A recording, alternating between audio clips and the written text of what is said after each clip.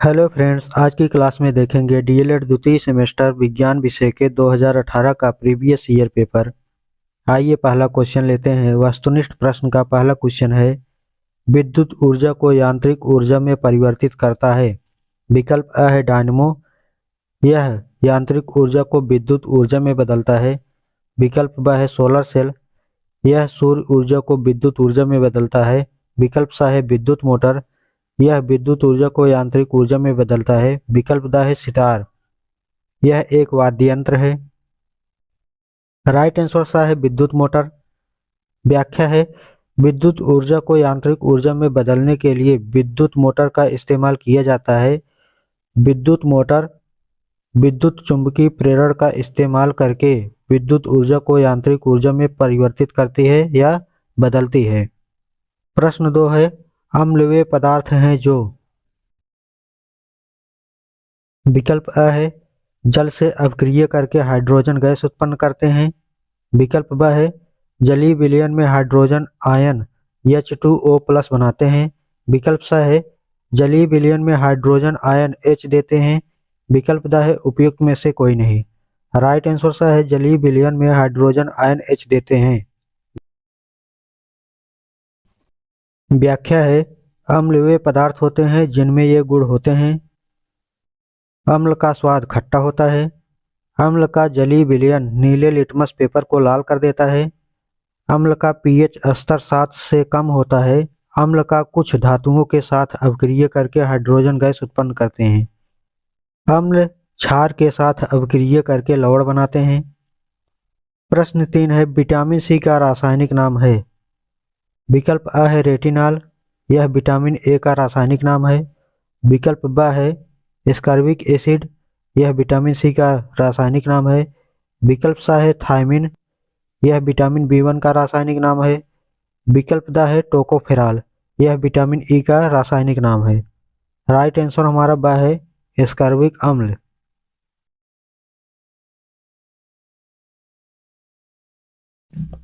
व्याख्या है, vitamin C का रासायनिक नाम एस्कॉर्बिक एसिड है। यह शरीर में हड्डियों, रक्तवाहिकाओं और त्वचा को बनाने और बनाए रखने में मदद करता है। विटामिन सी की कमी से स्कर्वी रोग हो सकता है। प्रश्न 4 है, द्वितीय श्रेणी का उत्तोलक है। विकल्प अ है कैंची, विकल्प ब है हैंडपंप, विकल्प स है सरौता, विकल्प द है चिमटा। राइट आंसर स है सरौता। व्याख्या है, द्वितीय श्रेणी के उत्तोलक के कुछ उदाहरण ये हैं, सरौता, ठेला, बोतल खोलने वाला उपकरण, नट क्रैकर, व्हील बैरो।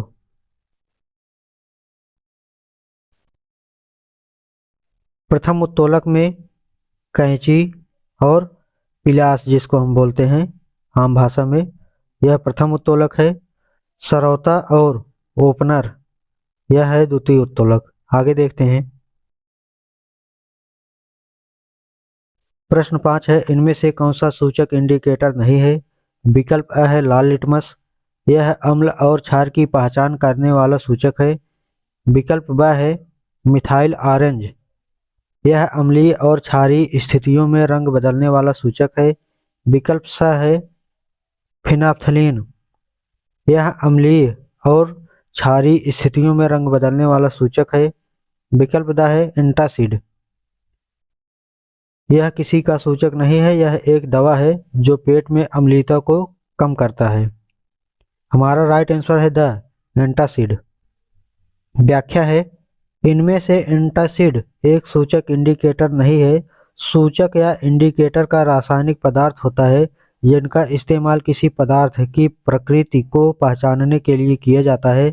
अम्ल और क्षार की पहचान करने के लिए सूचक पदार्थों का इस्तेमाल किया जाता है। इन पदार्थों को अम्लीय या क्षारीय पदार्थों के विलयन में मिलाने पर इसका रंग बदलता है। आगे देखते हैं अतिलघुत्तरीय प्रश्न को। प्रश्न 6 है, यांत्रिक ऊर्जा कितने प्रकार की होती हैं। उत्तर है, यांत्रिक ऊर्जा 2 प्रकार की होती हैं। पहला है गतिज ऊर्जा, दूसरा है स्थितिज ऊर्जा।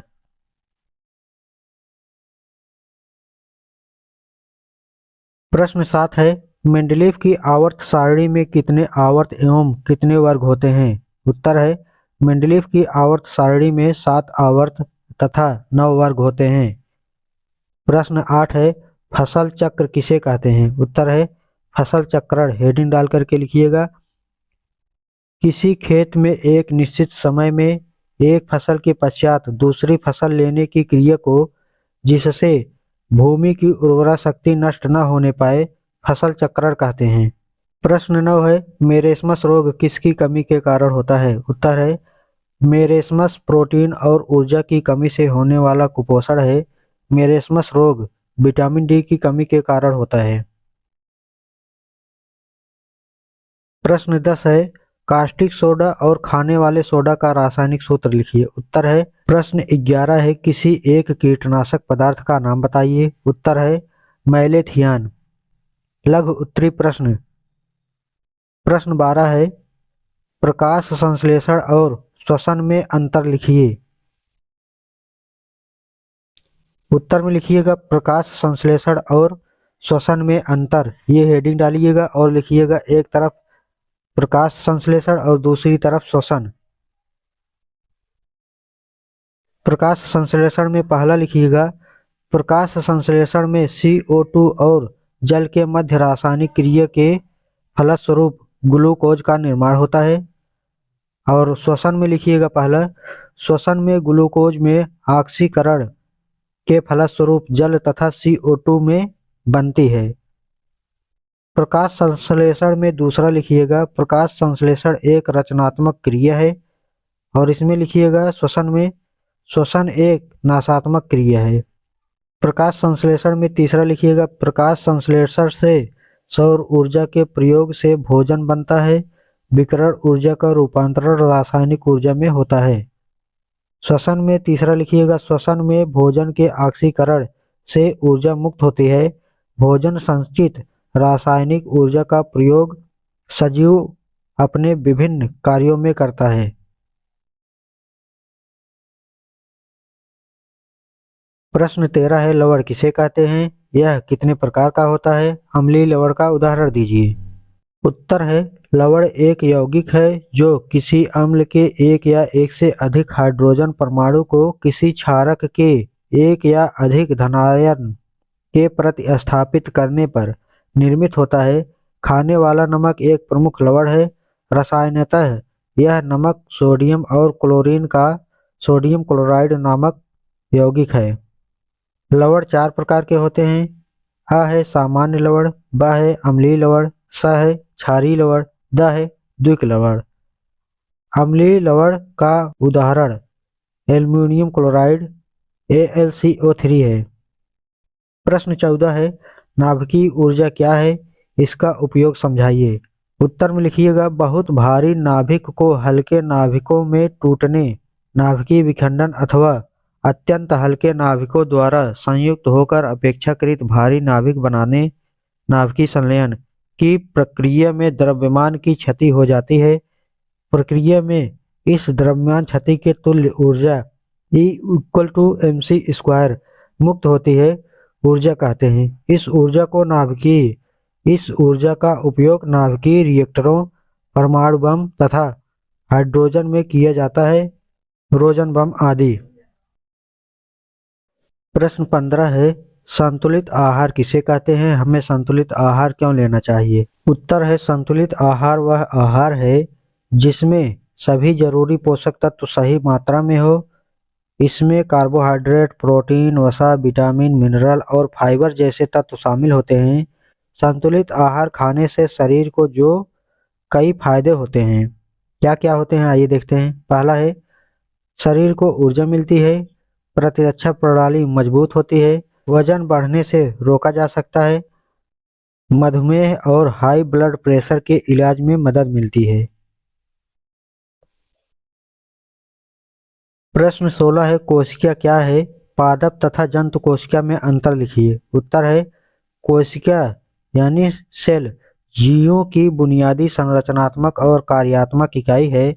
यह जीवन के सबसे छोटे स्तर पर काम करने वाली इकाई है और सभी जीवों के शरीर का निर्माण करती है।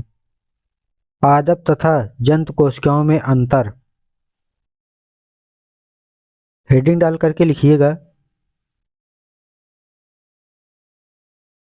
एक तरफ लिखिएगा पादप कोशिका, एक तरफ लिखिएगा जंतु कोशिका। पहला है श्वसन में ऑक्सीकरण के ग्लूकोज फलस्वरूप जल तथा CO2 बनती है। इसमें पहला है जंतु कोशिका में पहला है प्रकाश संश्लेषण में CO2 और जल के मध्य रासायनिक क्रिया के फलस्वरूप ग्लूकोज का निर्माण होता है। पादप कोशिका में दूसरा है श्वसन एक नाशात्मक क्रिया है। जंतु कोशिका में लिखिएगा दूसरा प्रकाश संश्लेषण एक रचनात्मक क्रिया है। पादप कोशिका में तीसरा लिखिएगा श्वसन में भोजन के ऑक्सीकरण से ऊर्जा मुक्त होती है। भोजन संचित रासायनिक ऊर्जा का प्रयोग सजीव अपने विभिन्न कार्यों में करता है। जंतु कोशिका में तीसरा है प्रकाश संश्लेषण से सौर ऊर्जा के प्रयोग से भोजन बनाता है। विकिरण ऊर्जा रूपांतरण रासायनिक ऊर्जा में होता है।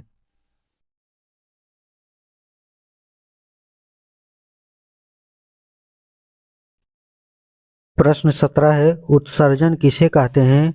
मानव के उत्सर्जनात्मक तंत्र का सचित्र वर्णन कीजिए। उत्तर है शरीर द्वारा भोजन के अंतर्ग्रहण तथा पाचन के पश्चात शरीर उपयोगी पदार्थों को विभिन्न ऊतकों तथा कोशिकाओं में पहुंचाता है। अपचित एवं अपशिष्ट पदार्थों को शरीर के बाहर निकालने की जरूरत होती है। शरीर में उपापचय की क्रियाओं द्वारा इन अपशिष्ट पदार्थों को शरीर से बाहर निकालने की क्रिया को उत्सर्जन कहा जाता है।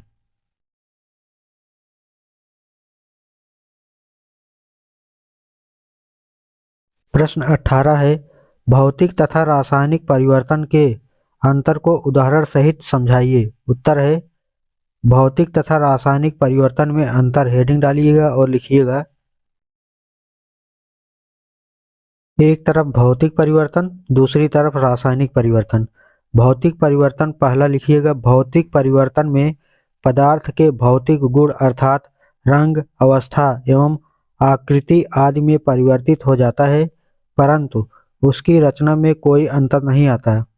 रासायनिक परिवर्तन में पहला है रासायनिक परिवर्तन में पदार्थ के भौतिक गुण अर्थात रंग, अवस्था आदि सभी कुछ परिवर्तित हो जाता है और साथ ही पदार्थ की रचना भी पूर्ण रूप से परिवर्तित हो जाती है। भौतिक परिवर्तन में दूसरा है भौतिक परिवर्तन में कोई भी नवीन पदार्थ निर्मित नहीं होता है। रासायनिक परिवर्तन में दूसरा है रासायनिक परिवर्तन में नवीन पदार्थ बनते हैं।